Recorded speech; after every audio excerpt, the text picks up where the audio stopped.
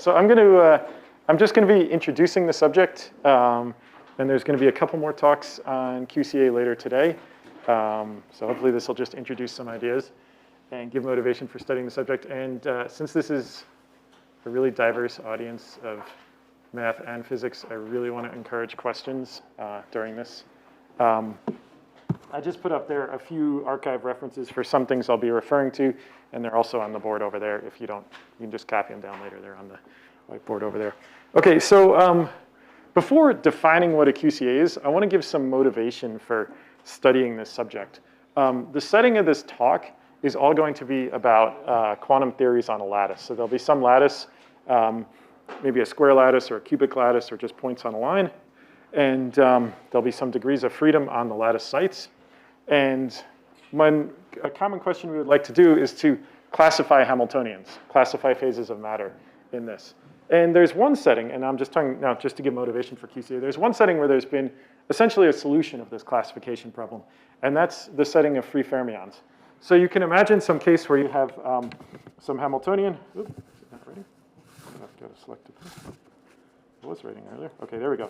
So you have some Hamiltonian of the form, let's say H is sum over I and J, psi dagger I, Tij, psi j, where so you have some just fermion creation and annihilation operators. Of course, you may prefer to write it in terms of Majorana. Some Hamiltonian of this form, little I and j refer to lattice sites. And you might want a case that H has a gap, so that there's, say, some gap in the spectrum. And H is also short range, and that this matrix element's Tij to k. And now you would like to classify this in different numbers of dimensions. So, so let's say gap, short range, and you want to classify.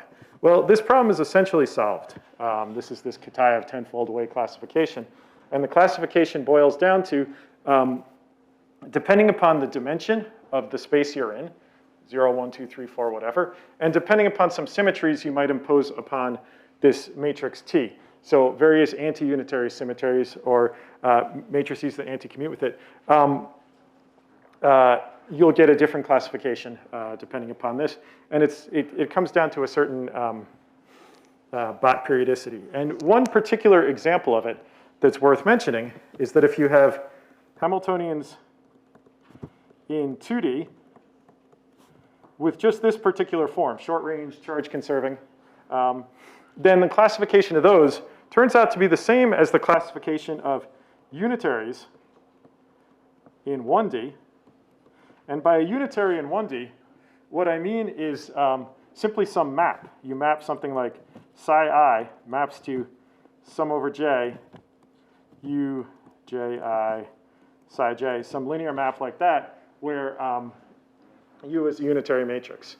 And you assume that, again, that the entries of U are short-ranged. So the classification of these Hamiltonians in 2D is the same as the classification of unitaries in 1D. And there's, in fact, an explicit map. Given a Hamiltonian, you can read off a unitary. And then it turns out that the classification of those unitaries in 1D is the same as the classification of Hamiltonians in 0 dimensions. And again, there's an explicit map. Given a unitary, you can read off a Hamiltonian in 0 dimensions. 0 dimensions just means a point, just a single lattice site, or a few lattice sites with no metric, with also sort of taken all as if the distance between them was 0. Now, this is not like an exact sequence when I'm writing these arrows. This is just a sequence of maps that preserves the classification. Now, what do I mean? Well, classifying Hamiltonians in 0 dimensions, the classification is very simple. It's just how many positive eigenvalues does it have and how many negative eigenvalues does it have. And the meaningful thing for us will actually be like a difference between number of positive and number of negative eigenvalues. There's no locality. These things have a gap, so just the classification of them is just difference between positive and negative eigenvalues. The total number of each, just there's a gap, so we assume that the eigenvalues can't go through 0. Now, what is this classification of unitaries in 1D? I'll give this map from unitaries to Hamiltonians. Well, so we're going to imagine points on a line like this. And we have some unitary with, again, I'm being a little bit sloppy now about decay properties of the unitary. Is it like strictly short range or they're power law or whatever? I'll be a little bit sloppy. And well, let's define a projector P. P will project onto all the sites to the left here. So P projects to the left, say. What I mean is, if we wrote P as a diagonal matrix, it would have a whole bunch of 1s on the diagonal and a whole bunch of 0s on the diagonal like that. So it's just 1 on all these sites over there and 0 on all the sites over there. It's just a projector.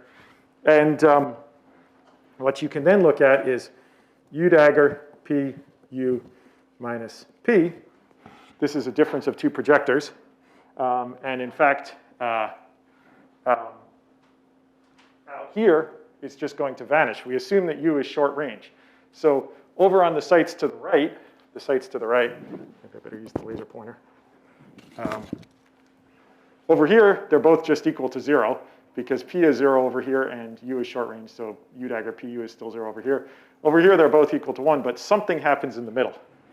And the trace of this quantity is an index. And this index is an integer. This gives us our gapped Hamiltonian. This is an integer, and this is the this is how we classify them. So what we see is that there's like this and this map from Hamiltonians to Unitaries to Hamiltonians. So if our interest is in classifying interacting Hamiltonians, it may be worthwhile to try and look at an analog of these Unitaries in an interacting system, and that's what a QCA is. So what is a QCA? What is a QCA? Well, yes?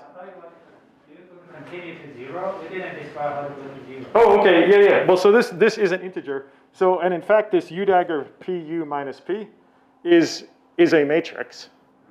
And it's a matrix that's supported near, it's supported near here, right? I mean, it's 0 out here and it's 0 out there. And it's something here. And that's a 0-dimensional Hamiltonian. It's a matrix. It turns out that it's gapped. It has no eigenvalues near 0. And in fact, let me just give you an explicit example. Oh, I should definitely give an explicit example where this integer is non-trivial. So an example is where U is, let's call it the shift, which is the matrix that if this is the diagonal, it's all 1s above the diagonal and all 0s elsewhere. So that's a shift to the right. So that is then, in that case, the integer is, well, it's either +1 or -1, depending upon, I've lost track of where I've written daggers and not. So in this case, the integer index is, let's say, +1. Maybe it's -1. Another one, of course, is the square of the shift, which shifts everything over 2. In this case, the index is 2. Or the shift, the inverse of the shift to the left, the index would be -1. So the non-trivial example is just where there's a shift, is the non-trivial example. And then in this case, yeah. Okay. So what is a QCA? So we'd like to seek some analog of these kinds of things, these kinds of unitaries for interacting systems, and then there'll be some analog of these shifts that appears. So what is a QCA? So we have now, again, the setting will be some lattice of sites in 0, 1, 2, however many dimensions. And a QCA of, let's say, range R is, I'll give it sort of in the fully, like just the mathematical statement of it, and then I'm just going to make it in a much more concrete way, is a star automorphism of the algebra of operators, such that, and I'll write it as alpha. Alpha, I'm going to use Greek letters, alpha, beta, of the algebra of operators,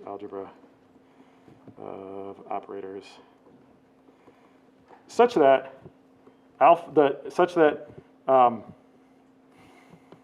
if O sub I is supported on site I,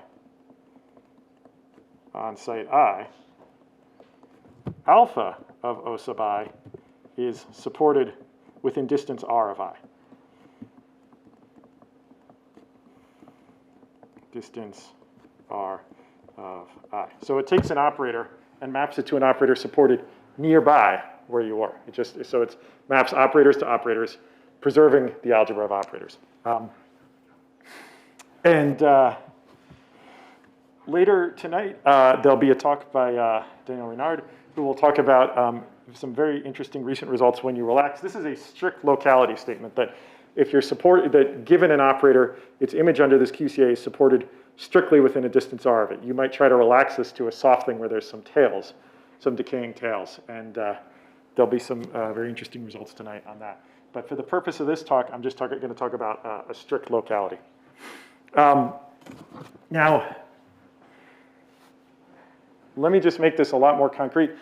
You can, of course, develop everything in the framework of infinite systems. You can have an algebra of operators on an infinite lattice. You have to sort of say the right words about quasi-local algebra and trace class and stuff like that. But I just want to make it much more simple and concrete. Everything I'm going to do is going to be finite size systems. So instead of having some infinite lattice, we're just going to have a finite lattice. So it might be a square lattice with some periodicity or a cubic lattice with some periodicity. So everything will be finite dimensional. There'll be a finite number of sites. And then the interest will be in keeping this range R small compared to the size of the lattice, so that the size of the lattice will be much larger than this range R. And then when I talk about classification, you can either implicitly imagine that there's a family of lattices of increasing size, and a family of QCA on those lattices, so that the range stays fixed.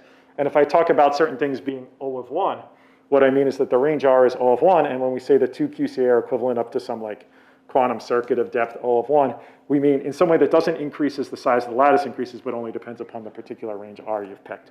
So everything in this talk is going to be talking about finite lattices, and just implicitly have in mind that there's families that the lattice size should be taken large, and the range should be kept fixed, and you're interested in when things are equivalent up to some depth circuit that's only order 1 or something like that, independent of the lattice size. I should say, what do we have? Well, on every lattice site, you're going to have some finite dimensional Hilbert space, some d-dimensional Hilbert space on every lattice site. So it might be a qubit, a 2-dimensional Hilbert space on every lattice site, a qtrit, whatever, something on every lattice site. You can also further generalize this to the case that there's Majorana degrees of freedom. I'm not going to talk about that, but if you're curious, that FPPV reference over there gives a lot of interesting results on that. So I'll just, for everything here, on each lattice site, there'll just be some finite dimensional Hilbert space. Let me give then some example of a QCA. Of course, one example of a QCA, if we have a line, one example of a QCA is the identity QCA, which does nothing. But another interesting example of a QCA is the shift QCA. So for example, we might have an algebra of qubits on every site. Qubits on every site there's a 2-dimensional Hilbert space. And you might have, let's say, xi and zi will be Pauli operators on qubit I. And you might say, well, map alpha xi is xi plus 1, and alpha zi is zi plus 1. So this is a shift. It maps each operator on a given site one site over. So that's an example of a QCA, and we'll see that this QCA is non-trivial.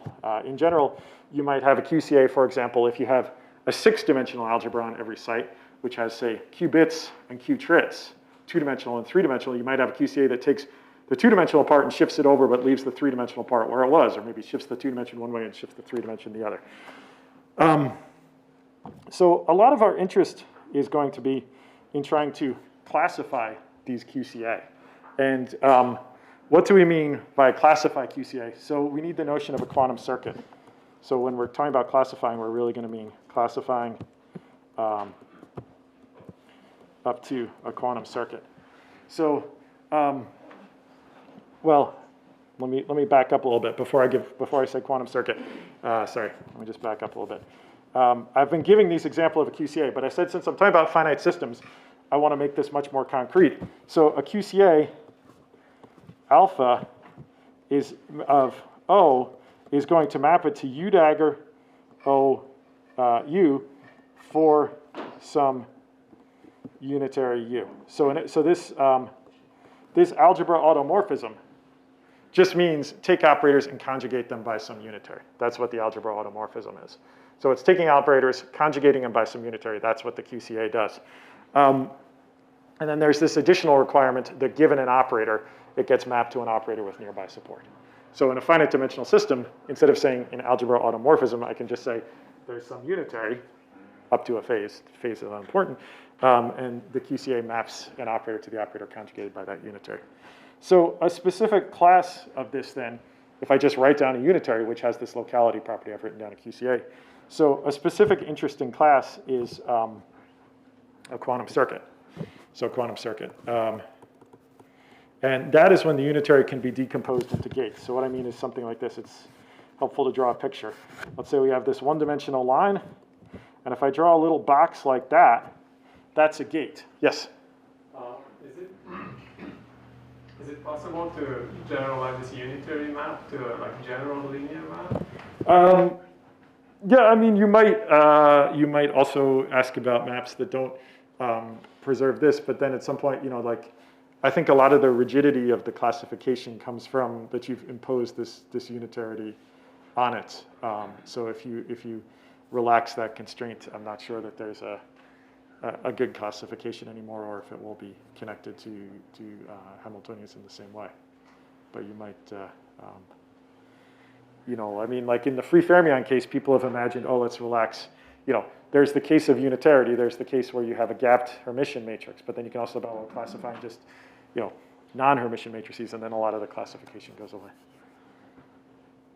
I think that would be related to drawing the star automorphism assumption. Yeah, you can drop the star and keep the, yes, that would be related to that. Yeah, that's the same. Okay, so a quantum circuit, so if I draw a little box like that, that just means a gate. And what that is that will be a unitary that just acts on these two qubits or qubits or whatever they are. So if this is a two-dimensional Hilbert space and this is a two-dimensional Hilbert space, the outgoing ones are the same dimension. This unitary just is some map on then that four-dimensional space formed by them. So you can build up quantum circuits like this. You might have some longer range unitaries that act on several things like that, and you might make them deeper like that. And so the quantum circuit has a certain distance from here, which is the depth. What the quantum circuit is it's broken into a number of rounds. This is a round, this is a round, this is a round. And within each round, you have a set of gates. And so if you want to be formal, you can say a quantum circuit is, there's some number of rounds, which is O of 1. The quantum circuit is a product of unitaries for each of those O of 1 rounds. In each of those rounds, the unitary is a product of unitaries supported on disjoint sets like this one, and this one, each of which has diameter O of 1. So that's a quantum circuit. That's a quantum circuit. So a lot of what we're interested in asking in classification, if we say we classify QCAs, we're given two QCAs, say alpha and beta, and we'd like to ask, well, can we take alpha, compose it with a quantum circuit to arrive at QCA beta? May they be the same QCA or different QCA? And so there is an index, just like in the free fermion case, there was an index you could build from these unitary matrices, this trace of U dagger PU minus P. There is also an index you can build for QCA, and this is the so-called Gnvw index, referring to that first reference over there, Gnvw. This index will give a classification by rational numbers. And I'll explain how you compute the index, but just to mention the result. So it's rational number for 1D QCA. And what is this rational number? Well, if you have a shift QCA that, say, shifts qubits one to the right, then because they're qubits, which is dimension 2, it's a 2. If it shifts them to the left, it's a 1/2. On the other hand, if you have qtrits, which are dimension 3, you have something there. So what this is it's 2 to some number, 3 to some other number, 5 to some other number, and so on. And if you have a shift that shifts, say, qubits 1 to the right, then that number would be 1 for the qubits. Qtrits to the left, it would be a -2 for the qtrits. The 5-dimensional thing shifted, 4 to the right, you'd put a 4 in the exponent there. So it's just for each prime number, you have an integer, and that integer is the degrees of freedom of that dimension, how much are they shifted left or right. So the things that generate these classifications are just these shift QCAs. So I'll explain how you construct this Gnvw index. And in order to do it, I want to introduce a concept of a boundary algebra. This is a slightly different way than how it was done in Gnvw, but I think it's maybe a little bit more, for me, it's more intuitive. So we're going to have this large one-dimensional line. I'm going to take some set of sites, and I'm going to be kind of careful about keeping everything finite here, never letting things go off to infinity, because I said I was going to do everything finite. And let's say we have some algebra. A is the algebra on these sites, the ones that I've put in the box. Well, so this is the algebra of all operators on it. It's a simple algebra. And so we can look at then the algebra alpha of A is some other algebra, also a simple of algebra. It's just the same algebra conjugated by unitary. And so alpha of A is sort of supported in some sense here. So this is the support By the way, of, Matt, I think it's a mathematician confusion. When you say simple algebra, you probably don't mean a simple algebra. no, I mean simple. It's the center is trivial center. Yeah, trivial center. Okay. Yeah, trivial center. I mean it exactly in the math sense. Yeah, trivial center. Yeah, yeah. So yeah, trivial center. And out here, so the support of alpha of A is expanded by a little bit. I've drawn it by one site, but it's however big the range of the QCA is, however much the support of alpha of A is. So it's a little bit expanded. Now, one thing that you should that follows is that if you look at the sites on the interior, the full algebra of operators on those sites is in alpha of A. Meaning, if you pick some operator on a particular site here, like x sub I on this site I, whatever, and you ask, oh, is that in alpha of A? I know it's in A. Is it in alpha of A? Well, in order for that to be in alpha of A, what I need is alpha inverse of that operator should be contained in A, in this set of in A. It should be contained in here. And it's a fact. I should have mentioned this fact. If a QCA has a certain range, it's not hard to show that its inverse has the same range. If QCA alpha has a certain range, alpha inverse has the same range. So let me just write that down. Alpha inverse, same range. So if you have an operator contained here, its inverse is contained in here. And so all those operators, so the full algebra of operators on the site sort of here, let's call it the interior, are contained in alpha of A. So if you want to ask what's in alpha of A, it's alpha of A has the full algebra. Alpha of A has full algebra on interior.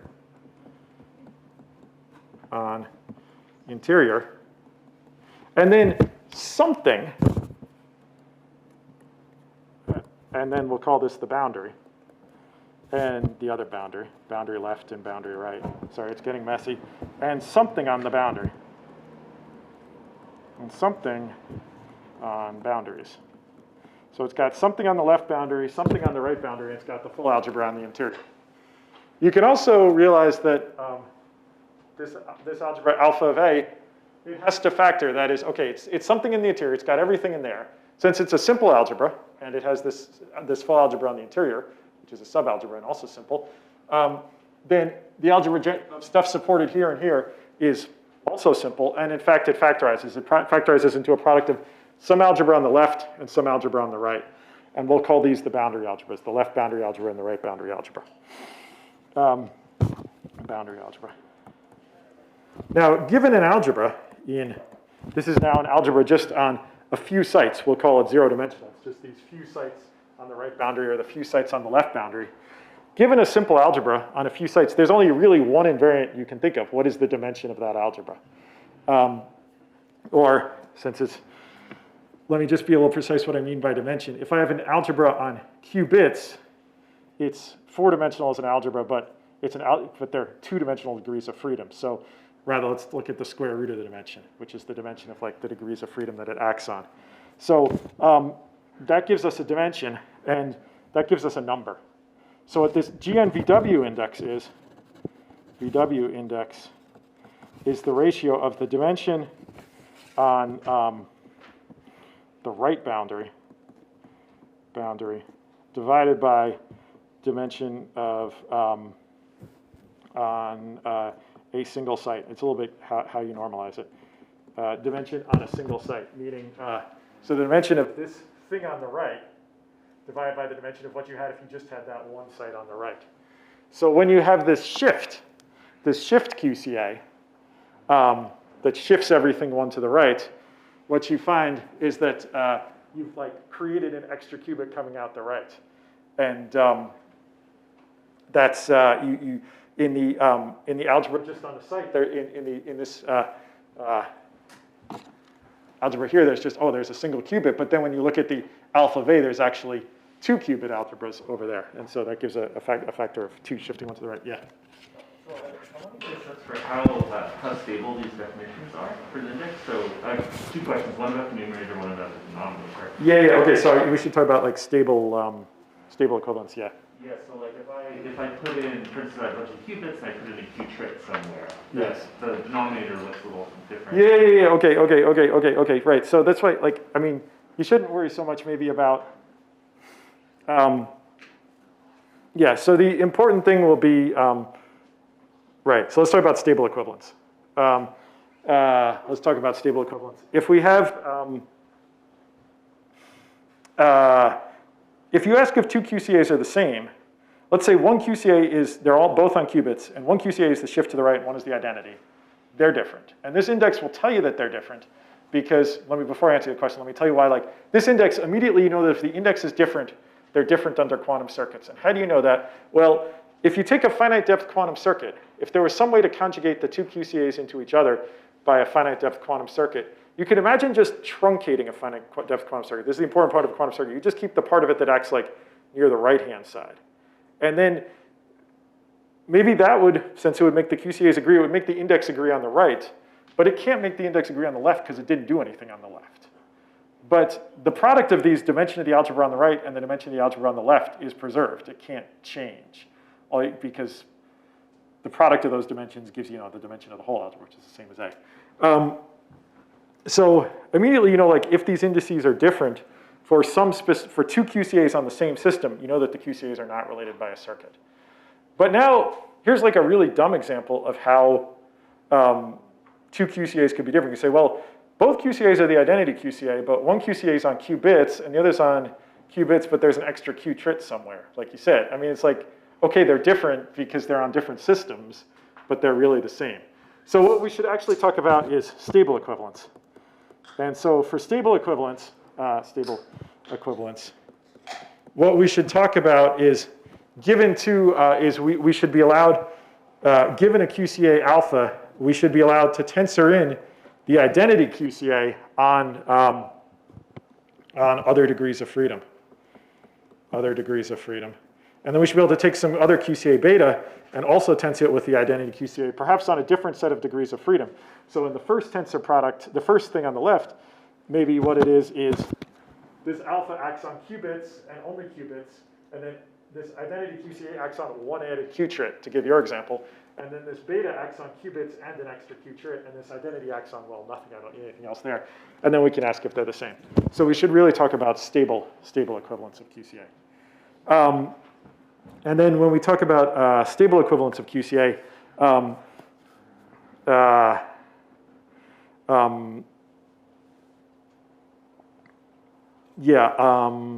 then that's the right way to talk about it. In that case, then yeah. So hang on. I just have a maybe question. So it's just a right boundary algebra. Yeah. I assume the same thing is just the left. Yeah. So the left will give you the inverse index. So yeah. It's just a choice. Yeah. So I mean, just like whether you shift right or shift left, but the product of the two must be identity because the dimension is preserved.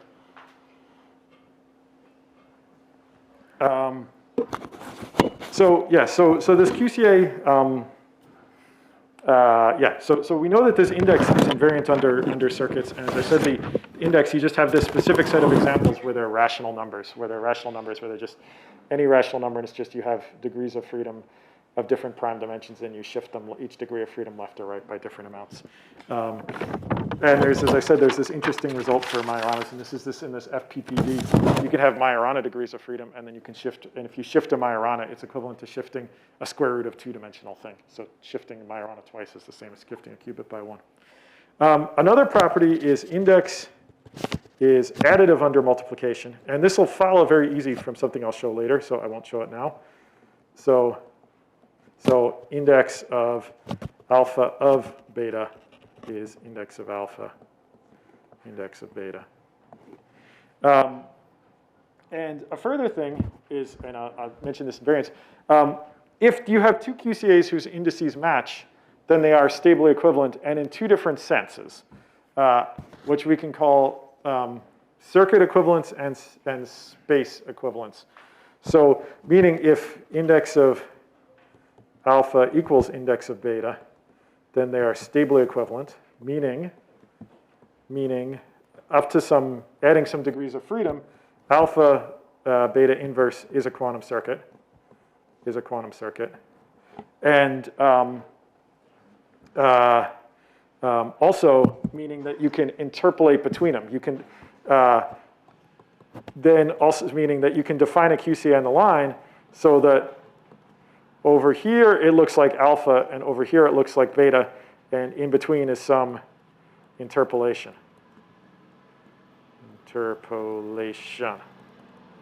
So, in general, this might not be possible, right? If you have a shift that shifts things to the right, there's no way to shift to the right up to here and then do the identity over here because sort of stuff piles up in the middle. You can't interpolate between them. So these two notions of things being equivalent, whether they're equivalent up to quantum circuit or whether they can be interpolated between each other in space, happen to match here. This would not, necessarily be true for other kinds of things when you classify Hamiltonians. If you think about classifying Hamiltonians, there's Hamiltonians which cannot be connected to each other by a path of gapped Hamiltonians, but you can certainly have gap boundaries between them. So,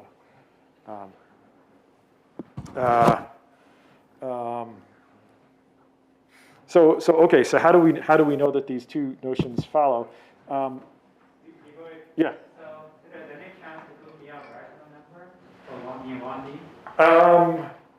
Well, so I mean, this is the full classification 1D with the strict locality. And as I said, you get a little bit beyond if you put in Majorana degrees of freedom. So you get to have it a square root 2 also. Maybe there's some kind of anyonic QCA2 you could define. I don't know, which would let you go beyond it. But for things using either tensor product Hilbert space or Majoranas, then you get rationals or perhaps rationals with a square root 2. Yeah. The reason I was asking is, you are talking about finite dimensional, but if you go to purely infinite dimensional, suppose we can make a discussion. Well, if you go to purely infinite dimensional, there's kind of a problem that you can also lose the classification because you can have something, you can actually interpolate, say, between the shift QCI and the identity QCA, because you can shift, and then at this one site you can kind of shift off, like you can have a fixed site and then kind of just keep shifting within an infinite dimensional Hilbert space on that site. Okay, that's the difference. I'm not thinking about, the degree of freedom. Yeah. I'm not thinking about where you take the limit. Yeah, no. So with infinite line, this is still just rational numbers. Oh, really? Yeah. It's just, I'm thinking, it's a kind of like a quantum dimension thing. You go from integers to rationals and then square root 2 is fermion. But if you anyway, I'm just curious about. Maybe there's a way to get to even start example. Yeah. Is the Gnvw index related to the transport or something? Yeah, it's essentially like the transport of quantum information in one direction or the other. It's saying like qubits are moving this way and qtrits are moving that way and qquints are moving some other way. And this is why prime dimensions are what matters. So if you have a shift of some 4-dimensional object, it can be broken down to shifts of 2-dimensional objects. But if you have a shift of 5-dimensional object, you can't like relate it to a shift of 2 or 3-dimensional objects. Yeah, it's some transported information. Yeah, so when we consider product of 2 QCA, should I consider it a 2 QCA acting on the same system? Or I prefer 2 copy of system and I apply alpha here and beta there and tensor product of them. Are they equivalent? Oh, yeah. Okay, no, this is a good question. So the two notion of equivalence that I'm just talking about here is, for example, that alpha and beta inverse are alpha following beta inverse is a quantum circuit. And you might ask, oh, is it the case that if they're equivalent is alpha tensor beta inverse a quantum circuit? And yes, it is. I'm gonna get to that. I don't want to get ahead, but I'm gonna get to a fact that yeah, whenever the indices match, that will be a quantum circuit. So I'll get to it. Yeah, we're gonna talk about imagining them acting on copies. So for now, I'm just thinking about them acting on the same system, and perhaps we tensor in extra degrees of freedom to make the dimensions of the system match. But for what you're saying, yeah, we're going to, I'm going to get to that later. Okay, yeah, no, I appreciate all the questions. This is great, so please keep asking them. Okay, so how do we know then that these notions of equivalence follow? Well, because the index is additive, which I haven't shown yet, but we'll follow pretty quickly when we get to stuff related to what you're talking about. We can just think about the case where the index is 1, where there's no shift. Sorry, the index is multiplicative. We can just think about the case where I said the index is additive, but I meant that it's multiplicative when I wrote that it's additive. Yeah. Because of this, we can just think about the case where the index is just 1, where there's no shift at all. Because we can pre or post compose them with these shift QCA. And if we pre or post compose them with these shift QCA, well, so if the index is 1, that's the case where, say, the boundary algebra, scrolling back up to here, where this boundary algebra has exactly the same dimension as the algebra on a site. So we could compose it with a quantum circuit that just rotates that boundary algebra so it exactly matches the algebra on a site on that one site there. And what you'll say is, oh, alpha has this property that it takes the algebra of sites on this line and maps it exactly to itself. It just doesn't do anything to this algebra. It takes the algebra of operators on this thing and just maps it to itself. Maybe it rotates it some way, but it leaves that algebra alone. So then it's easy to interpolate it to the identity because you just say, well, okay, and outside it is just the identity. It leaves that operator alone. So done, no question. And then, so that gives the path, the blending between two of them. If you want to talk about the quantum circuit, it's the same thing. Well, okay, we have this, alpha takes this block of sites and it maps the algebra on it to itself. It does something, but that's just a gate on that block of sites of size all of 1. So we can follow with that gate and then make it the identity. So again, it's just completely trivial. It leaves the algebra alone, so you can just say, okay, we've used some quantum circuit then that takes that algebra and maps it, turns it into the identity. Takes that map and turns it to the identity map on that algebra. Okay, so that's the classification in 1D, and that's the full classification in 1D is this rational number. So now you might want to wonder, like, what happens when you want to try to classify things in 2 dimensions? And so this is in that paper FH there, the second from bottom over there, or higher dimensions, 2 dimensions, 3 dimensions. Jungwen is going to talk later, I think, about what we believe to be a non-trivial QCA in 3 dimensions. But in 2D, QCA are trivial. Well, at least QCA without Majoranas are trivial. Trivial meaning there is no classification. They're all quantum circuits. And are trivial up to one thing, which is, I'll just write up to ... What's this ... Well, imagine, doesn't matter that you're in 2D, but whatever you're in, 2D is a nice specific example. Imagine you have a 2 torus. You have a QCI and a 2 torus. Or in this concrete setting, say you have a square lattice and maybe you've identified opposite edges of this finite square lattice. You could have a QCA that just takes a line of sites and shifts it over by 1. So you have, let's say, some lattice of sites like this. Maybe we have identified the left and right edge like that, and we've identified the top and bottom edge. And you could have a QCA that's a shift on a line. You could just say, well, on this one particular line, I'm going to shift things to the right.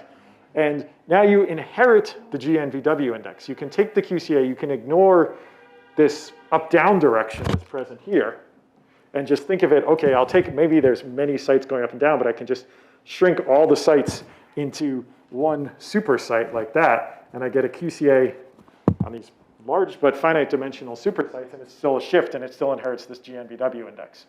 So you will inherit this Gnvw index, and indeed, you'll have,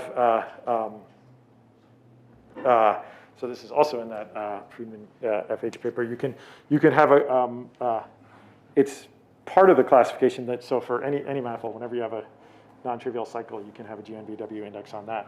So up to shifts on these 2 non-trivial cycles, then the QCA are quantum circuits. Yes? So it seems like you could do the same thing in 3D Is there a reason that doesn't work in 3D also? Sorry, what's the question? Oh, I was just thinking you could take like these little, instead of taking lines, you could take planes in 3D. And Yes. look at those planes. Oh yeah, exactly. So in 3D, if you take a 3-torus, there may be shifts in this way, or this way. So for and if you take you could inherit a Gnvw index. You have one copy of the Gnvw index for each the generators of first homology. Yeah, in 3D on a 3-torus, you might have 3 different indices that may be non-trivial. But in 2D, that's the only thing you have, is just you have this shift, and up to stable equivalence is just quantum circuits and then a shift, either some shift that way and some shift that way. In 3D, though, we believe there's an extra bulk invariant. Yeah. So if I just naively use your formula for the Gnvw, Yeah. do I get a index, a size dependent, system size dependent? Oh, because it's just going to cancel. Like on all the ones other than the line, you just get 1. So this is just a product. So you just get like something left over on this on all these lines, like this line here, this line here, this line here. The alpha of A and A have the same dimension on the boundary, but on the other one it has a bigger dimension. So, yeah. So I'm wondering how much that index is, depends on the initial structure you start with. So for instance, could you get an index of 1/3 using only qubits? No, you can't. Okay, so the Hilbert space matters a lot. Exactly, because then it's a ratio of 2 Hilbert space dimensions, and so yeah. You need to have Q-trits in order to get an index of 1/3 with finite range QCA. Yeah. With qubits, all you can get is powers of 2.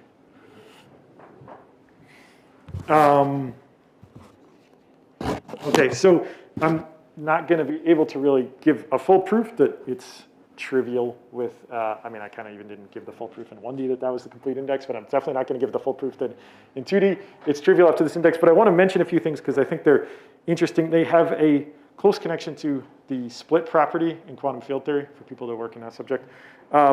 So we have this map from a QCA.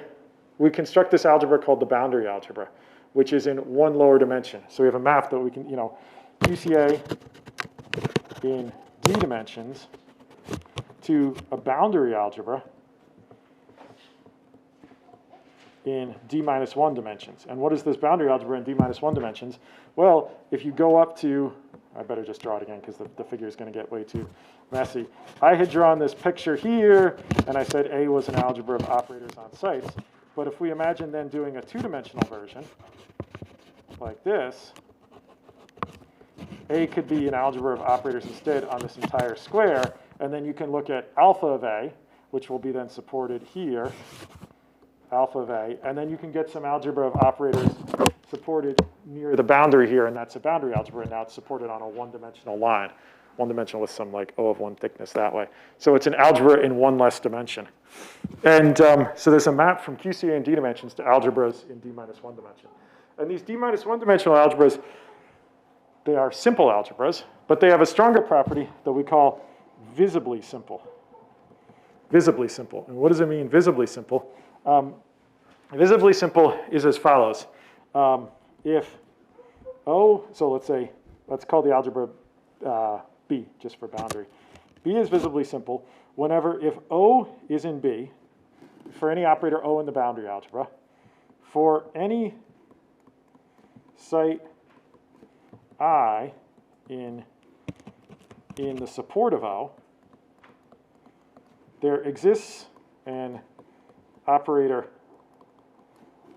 P in the boundary algebra. I use P, but that doesn't mean projector. I'm just getting another letter. An operator P in the boundary algebra supported near such that the support of P is within distance O of 1 of O of 1 of I, and O and P don't commute. Okay, so in words, an algebra is simple means, okay, for any operator in the algebra, there's some other operator that doesn't commute with it. But here, more strongly, if there's an operator in the algebra, and the operator, looks like this, you can find a site I in the support, and then you can find another algebra supported near it, which does not commute with that operator as a whole. This is what we call visibly simple. So not only is it simple, but you can find some witness to it not being simple located anywhere near where you want. If you want to give an example of some algebra that's not visibly simple, example of not visibly simple, think of the algebra generated by, on one dimension, on qubits xi plus x1, x2, z2, z3, x3, x4, z4, z5, and so on. You can see the pattern. So it's xx, zz, xx, zz, the algebra generated by this on some infinite line.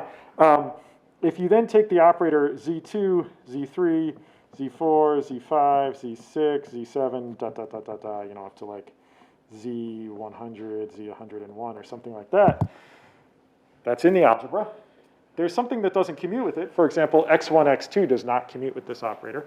But if you pick something sitting somewhere in the middle, like site 50, which is sitting somewhere in the middle, there's nothing supported near that site 50 that doesn't commute with it, because x49, x50 commutes with it, and x50, x51 commutes with it. So this is kind of like a string operator, and the only things that detect it are at the boundary. So this is an example of something that's not visibly simple.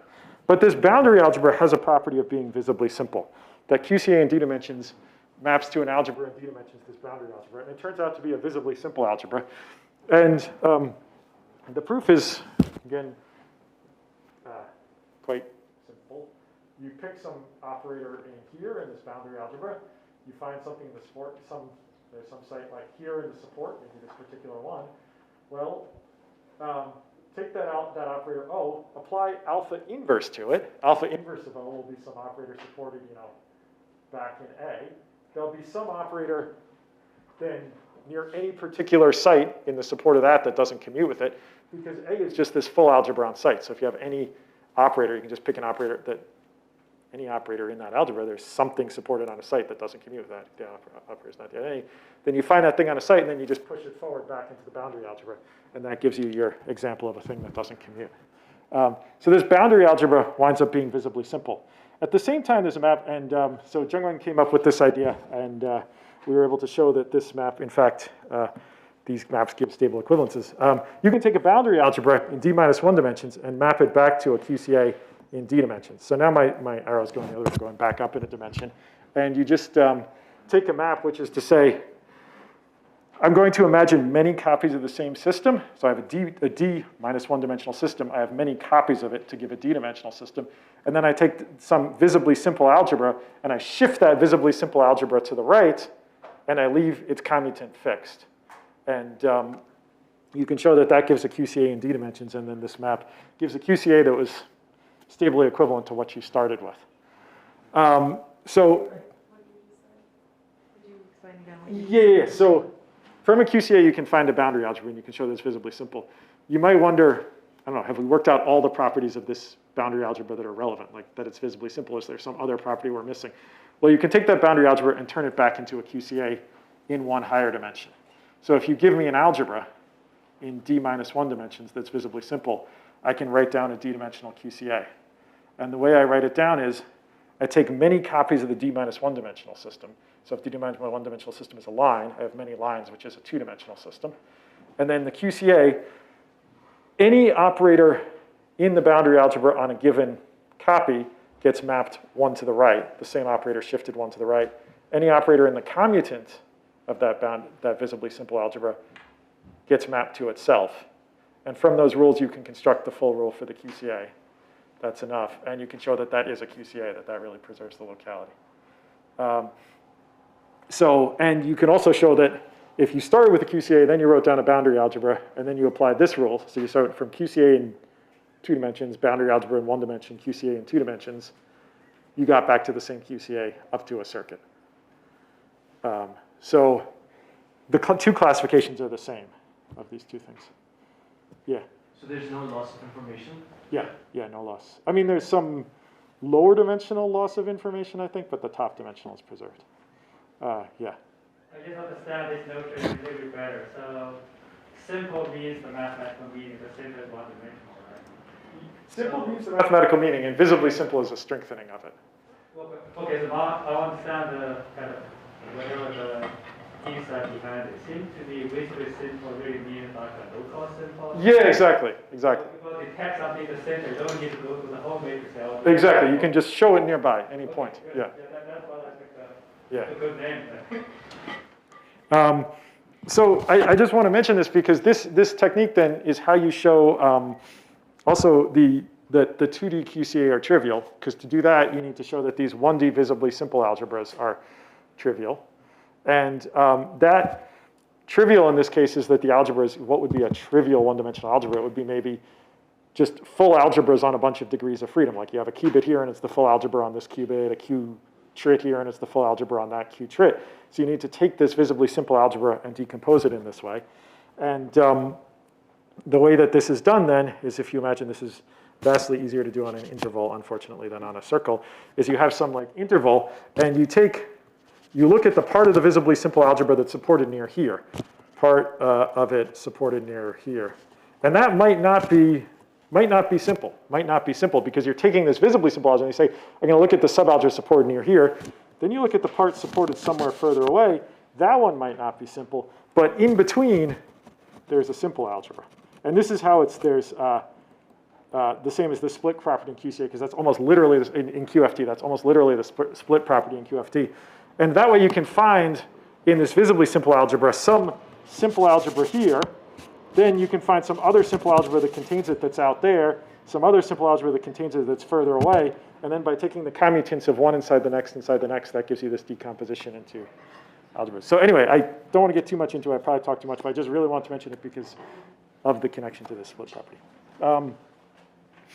And so 2D QCA are trivial, at least without fermions. We don't know with fermions. We haven't done this with fermions. So I just want to mention a few more properties of QCA in the time remaining that are interesting. And this first one is very relevant to, and this gets more into the group structure. This is very relevant to a question earlier. So an important property is that given any QCA alpha, given any alpha tensor alpha inverse is a circuit, is a quantum circuit. So you have two copies of the system. You act with alpha on one copy of the system, alpha inverse on the other copy of the system. And the claim is that this is a quantum circuit. And I can show this very quickly. How do we show this? Well, so I'm going to imagine like time going upwards. So we have two copies of the system. So if I just do alpha and then alpha inverse, well, I didn't do anything, right? So that's the identity, is identity. But now let's say what we do, of course that's nothing, is that we're going to have a gate, well, the quantum circuit, which is swap. I write it as swap. What this means is you just take the two copies and you just literally swap between the two copies. So you map operator on a certain site in one copy to the same operator in the other copy. Then you do alpha. Then you do swap. Then you do alpha inverse. And this is alpha inverse and alpha, which is what I'm trying to show. Well, I want to show alpha inverse, but it's the same thing. So I need to show that this thing on the left is a quantum circuit. And then that will show that the thing on the right is a quantum circuit. So how do we show that this thing on the left is a quantum circuit? Well, what I claim is that given any quantum circuit, in particular alpha, I can commute the quantum circuit through the QCA, and the result is a quantum circuit. So what I want to show is that, for example, in this case, alpha swap is equal to, oh, sorry. Let me fix my notation here a little bit. Sorry. Alpha, and then the swap goes here. I want to show that that's equivalent to alpha and then some other circuit here. And then some other circuit here. I want to show that this is the same thing, that I can take a quantum circuit, in this case swap, and commute it through a QCA, and the result is some other quantum circuit followed by the QCA.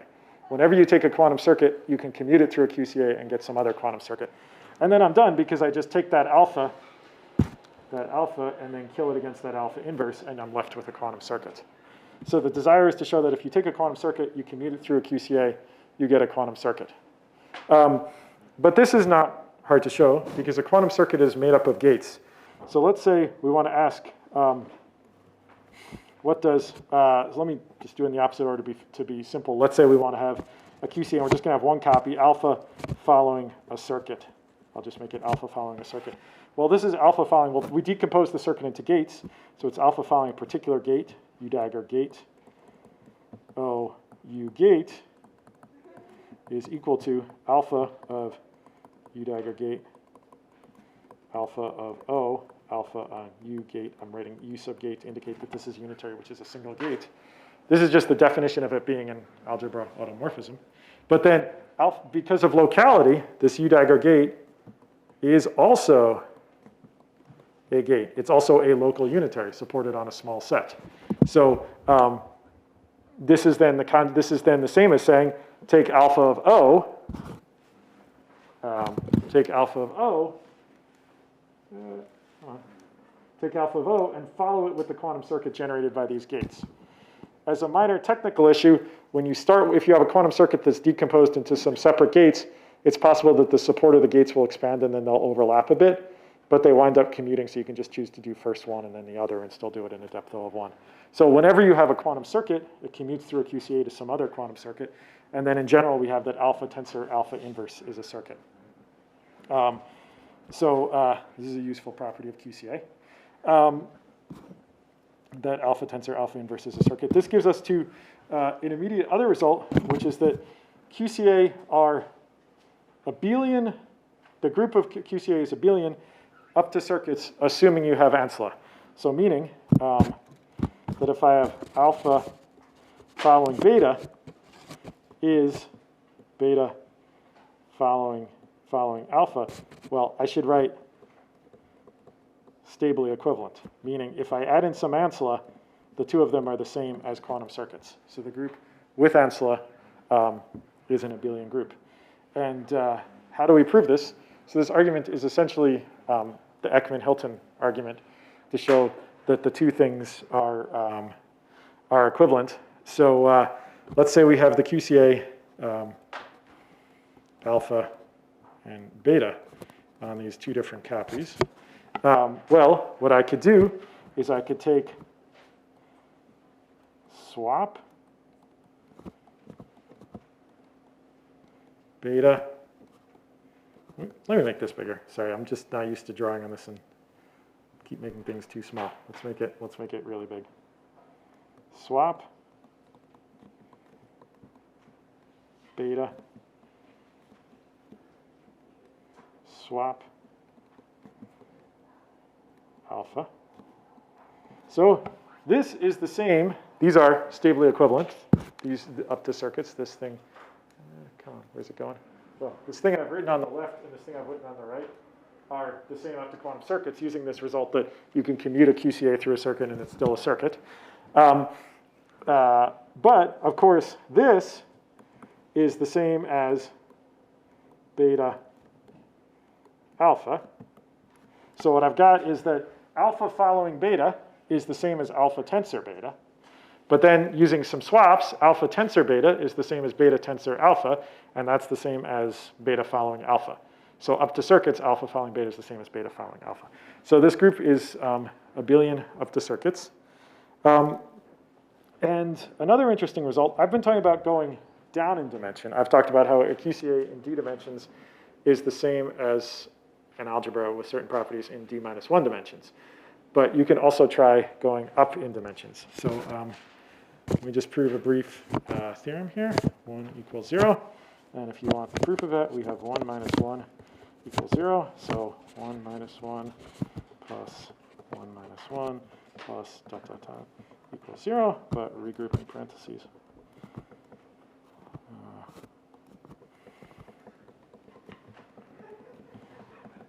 Equals 1. OK, so this is the theorem.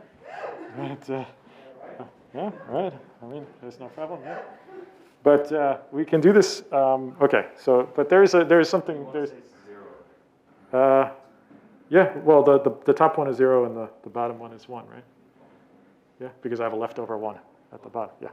But there is something meaningful here to say, which is, so let's say we have this QCA alpha, and now we have alpha tensor alpha inverse is a circuit, and I'll just write equals, maybe I should write something a little bit less than circuit, like a symbol like that to indicate stably equivalent. So we could have a QCA that is then, alpha tensor, alpha inverse tensor, alpha tensor, alpha inverse tensor, like that, and this is a circuit.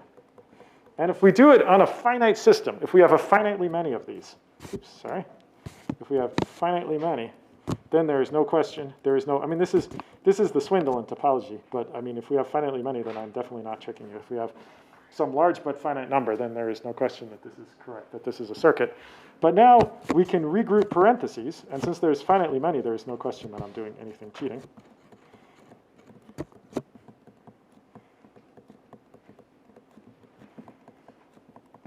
But there is, since I'm being careful about finitely many, there's something left over. Circuit. So alpha tensor, but this is the same. Alpha tensor out for inverse is a circuit. So identity, tensor, identity, tensor, alpha inverse is a circuit. So given any QCA in D dimensions, you can realize it by a D plus one dimensional system, a circuit in a D plus one dimensional system, a finite D plus one dimensional system that has two boundaries and acts with alpha at one boundary and alpha inverse at the other boundary. So this is and in fact, if you want to make it not a finite system, but not a system with boundaries, but rather a periodic system. So if you imagine that all these copies here, each of these is like a copy. So you can imagine now these copies of the system going around in a circle instead of being arranged on a line. You could now say that, well, you're acting with the identity almost everywhere, except you act with alpha somewhere and alpha inverse nearby, and everywhere else you act with the identity. So I'm just taking the left end of this expression and the right end of this expression and bring them next to each other. You have indeed that the identity is a circuit, but you've written the identity as a circuit in a very non-trivial way. You've written the identity as a circuit as something that first does alpha, alpha inverse, alpha, alpha inverse, alpha, alpha inverse, and so on, and then undoes alpha inverse, alpha, alpha, like on other pairs. So you've written a quantum circuit that does the identity, but does it in a very non-trivial way. It's a path of quantum circuits that returns to the identity in D plus one dimensions. And given this QCA, alpha, you can construct such a path. And yeah, question? This quantum circuit that you built, would this no longer be order one depth? It is order one depth because the QCA, alpha tensor, alpha inverse, when I say it's a circuit, that's order one depth. And now I've done all this in parallel. I've done really two steps. I did it all in parallel to make alpha, alpha inverse, alpha, alpha inverse, alpha, alpha inverse. Many steps, but they're all done in parallel. And then again, in parallel, destroy all the alpha, alpha inverses, but in another way. So it's just depth one, or depth order one. And there's another question behind. Yeah, how is that copy of alpha, alpha inverse, so on and so forth tensor? How is that, I don't see where the dimension is being taken.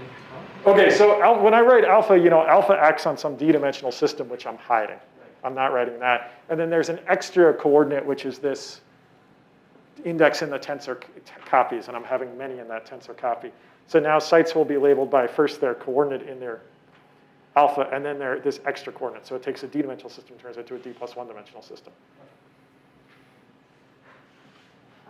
Yeah?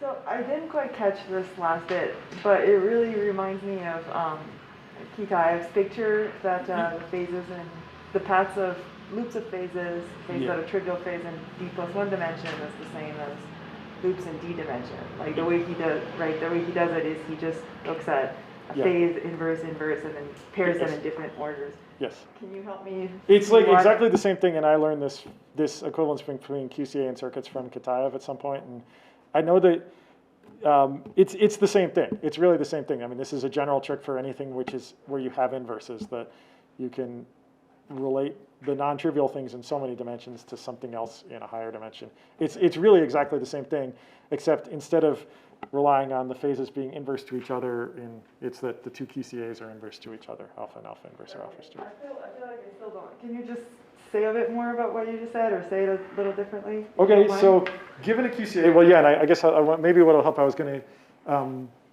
the punchline is that given a QCA alpha, you can define a quantum circuit in one higher dimension, which is the identity. It acts as the identity, but it's written in a non-trivial way. It's written as a fairly long sequence, order 1 depth sequence of gates. So we could call it a path of quantum circuits. It's a quantum circuit that returns to the identity, but is not just, the do-nothing quantum circuit. But then the further punchline is, given a path of quantum circuits in d+1 dimensions, or given a quantum circuit that acts as the identity in d+1 dimensions, we can turn it back into a QCA.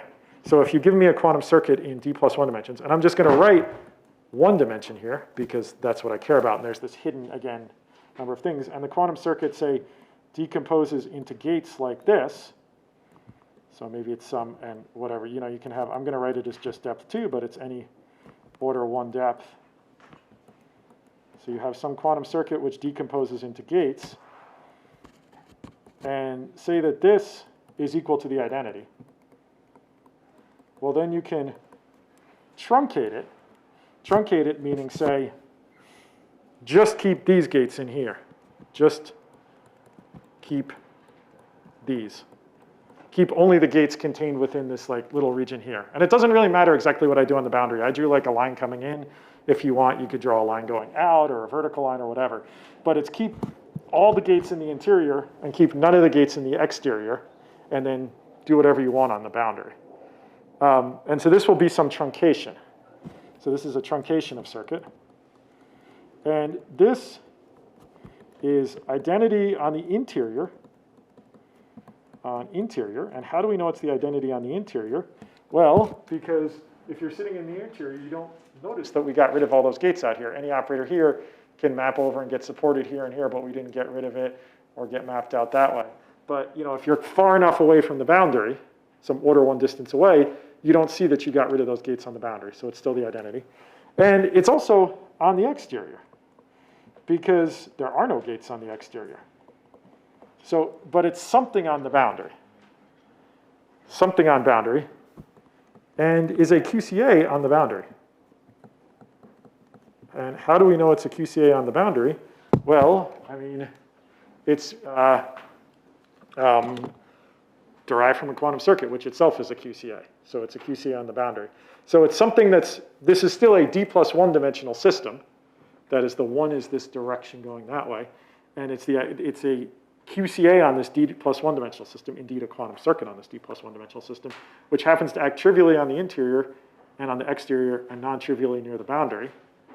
And so we can just keep the part of it that acts near the boundary, because everywhere else it acts trivially.